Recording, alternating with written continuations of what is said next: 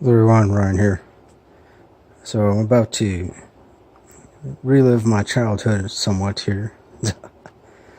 I rented this Goosebumps, Blob That Ate Everyone. Actually includes 2 other episodes. Of course, it's from the Goosebumps TV show. And of course, I believe I mentioned before, but if you didn't know already, Goosebumps is the series that got me into reading and also writing.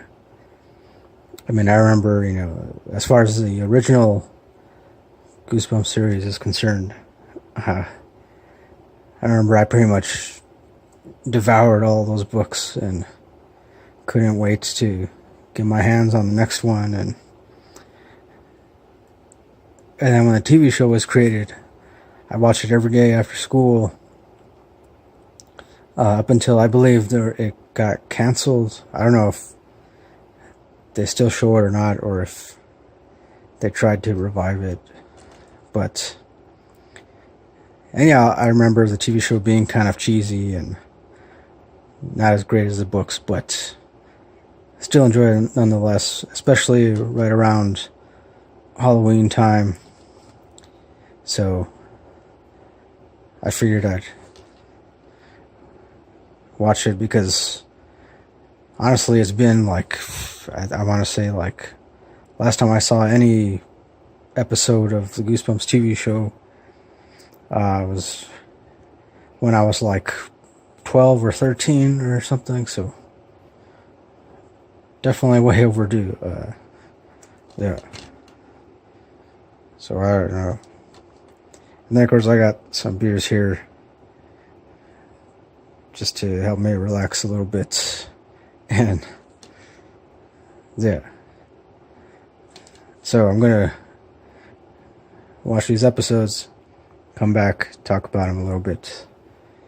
So see you then.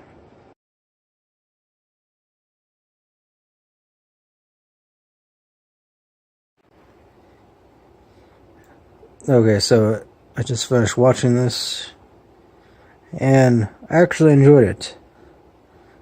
It's definitely kind of cheesy, corny, and like I remember, but definitely brought back some somewhat good childhood memories. Of course, the first episode is the Blob That Ate Everyone, and this kid named Zach, he finds this old typewriter, and he realizes that it, pretty much everything he types on it becomes reality. I won't say any more on that, because then towards the end of that episode, he figures out, finds out about the true power behind that typewriter. And I will say that the actual blob doesn't really have a big part in that episode, and I don't really remember if that's how it was in the book. But as far as the TV episode is concerned, the blob doesn't really have a big part. My Harry's Adventure, this kid named Larry, one day after band practice, he has he's a part of a terrible rock band, and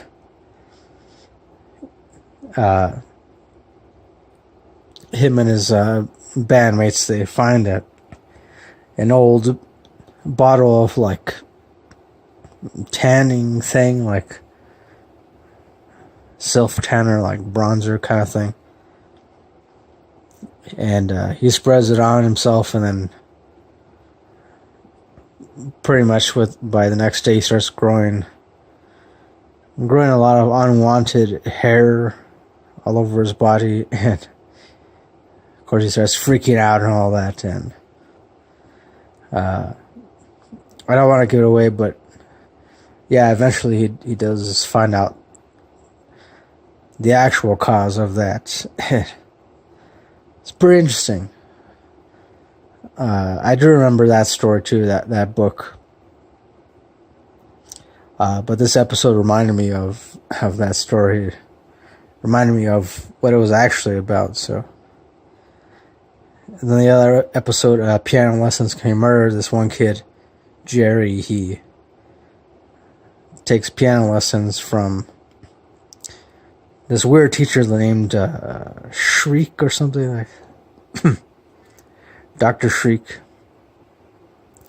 And this guy who's he's obsessed with hands for some reason. Well, I guess, because the whole thing about playing piano and whatnot, but he becomes really obsessed with this kid, Jerry's hands, and freaks him out a lot.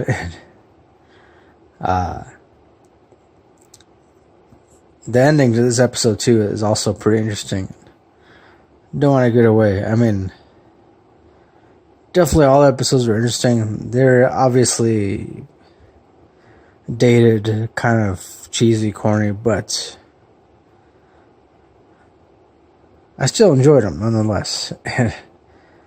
Overall, I'd say I give each episode like 8 out of 10 at the most. Definitely 8 out of 10.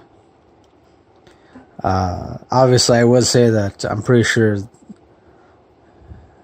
the books from which each episode was adapted from definitely got to be at least slightly better. But yeah, as far as each episode goes, I'm gonna give them 8 out of 10. So yeah, that'll do it for this TV show review thing. Yeah, I look forward to doing more of these. My local library actually just recently got a lot of the Goosebumps TV show series